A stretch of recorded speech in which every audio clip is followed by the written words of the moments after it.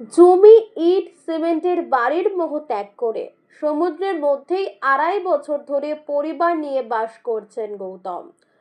তবে ডাঙার জীবন ছেড়ে জলের টানে বাকি জীবন কাটানোর সিদ্ধান্তটা খুব একটা সহজ ছিল না। বাস্তবেই সমুদ্র পেতেছেন শয্যা, চার দেওয়াল, মাথার ওপরে ছাদ আর সমস্ত আরাম ত্যাগ করে সাগরেই সংসার পেতেছে এক ভারতীয় পরিবার। ভারতীয় নৌবাহিনীর প্রাক্তন ক্যাপ্টেন গৌরব গৌতম, তার স্ত্রী বৈদেহী এবং তাদের কিশোরী কন্যা কিয়াকে নিয়ে 2022 সাল থেকে বাস করছেন জলে। 42 ফুট লম্বা জাহাজ, যার নাম রিভা, সেটি বর্তমানে তাদের ভাসমান বাড়ি। গৌরব তাদের ইনস্টাগ্রাম অ্যাকাউন্ট দ্য রিভা প্রজেক্টে দৈনন্দিন জীবনের কিছু অংশের ভিডিও পোস্ট করে সমুদ্রে বসবাসের আনন্দ এবং সীমাবদ্ধতা উভয় তুলে ধরেছেন। একটি পোস্টে তিনি বলেছেন, একটি নৌকায় সংসার ও জীবনযাপন করার জন্য তারা নিজেদের চাকরি ছেড়ে দিয়েছেন। এই স্বপ্নকে বাস্তবায়িত করার জন্য তাদের নিজেদের প্রায় সবকিছু বিক্রি করে দিয়েছি। গৌরব দীর্ঘদিন ধরেই এরূপ সমুদ্রে জীবনযাপনের স্বপ্ন লালন করতেন। আর্থিক সীমাবদ্ধতার কারণে এই স্বপ্ন প্রায় অধরাই থেকে যাচ্ছিল। কোভিড-19 মহামারী তার সেই স্বপ্নকে পুনরুজ্জীবিত করেছিল। তার জলের ওপর জীবনযাপন সহজ ছিল না। এই দম্পতি তাদের প্রায় সম্পত্তি বিক্রি করে দিয়েছিলেন। তাদের জিনিসপত্র 6000 কেজি থেকে কমিয়ে মাত্র 120 কেজি করেছিলেন। একটি আবেগঘন পোস্টে গৌরব লিখেছেন, নৌকায় তারা যে জিনিসপত্রগুলো রাখতে পারতেন না, সেগুলি আর প্রাণে ধরে রাখার কোনো অর্থ ছিল না। বৈদেহী উত্তরাধিকার সূত্রে চেকোস্লোভাকিয়ার তৈরি কিছু বাসনপত্র পেয়েছিলেন। এটি প্রজন্মের পর প্রজন্ম ধরে তাদের সংসারের অংশ ছিল। তিনি জানতেন যে এটি তাদের নতুন বাড়িতে টিকবে না। সে কারণে মনের দুঃখ চেপে সেটি তাদের ঘনিষ্ঠ বন্ধুকে উপহার দিয়েছিলেন।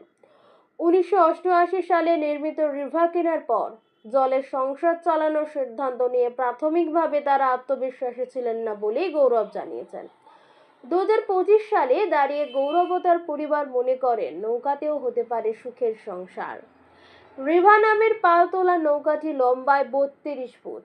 এর ভেতরে আছে জীবনযাপনের জন্য প্রয়োজনীয় প্রায় সব জিনিসপত্র। আছে 2টি শোবার ঘর, একটি রান্নাঘর, একটি বাথরুম। নেই কোনো দেওয়াল, নেই কোনো দৈনন্দিন রুটিনের বেড়াজাল। কেবল চারপাশে সাগর, মাথার ওপর নীল আকাশ আর বিশুদ্ধ বাতাস। মেটাতে হয় না নগর জীবনের বাড়তি বিলও। শুধু সাগরের ঢেউয়ের তালের সঙ্গে নিজেদের জীবনের ছন্দগুলিকে মিলিয়ে নিয়ে একটি করে দিন অতিবাহিত হচ্ছে এই পরিবারের। তবে নৌকায় জীবনযাপনের মধ্যে রয়েছে কিছু চ্যালেঞ্জ। ঝড়ের সময় সমুদ্রে চলাচল থেকে শুরু করে ন্যূনতম উপকরণে খাপ খাইয়ে নেওয়া, যার মধ্যে অন্যতম ঘুম থেকে উঠে চোখ খুলে কোনো এক দ্বীপের চরে আবিষ্কার করেন নিজেদের। বিভিন্ন দ্বীপেও সফর করেন। তাদের মেয়ে গাছের সঙ্গে দড়ি বেঁধে দোলনা বানিয়ে দোল খায়।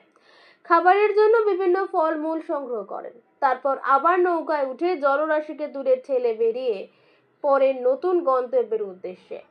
সমুদ্রের মেজাজের সঙ্গে খাপ খাইয়ে নেওয়া ছাড়াও জীবনযাত্রা ও রোজের অভ্যাসে প্রচুর পরিবর্তন ঘটাতে হয়েছে এই দম্পতি ও তাদের মেয়েকে।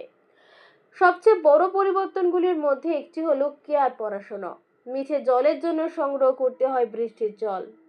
মাছ ধরেন, নৌকার প্রতিটি ইঞ্জিনকে কাজে লাগান। কয়েক মাস পর পর বন্দরে থেমে চা, নুন, মশলা ও তেলের মতো প্রয়োজনীয় সামগ্রী কিনে নেন।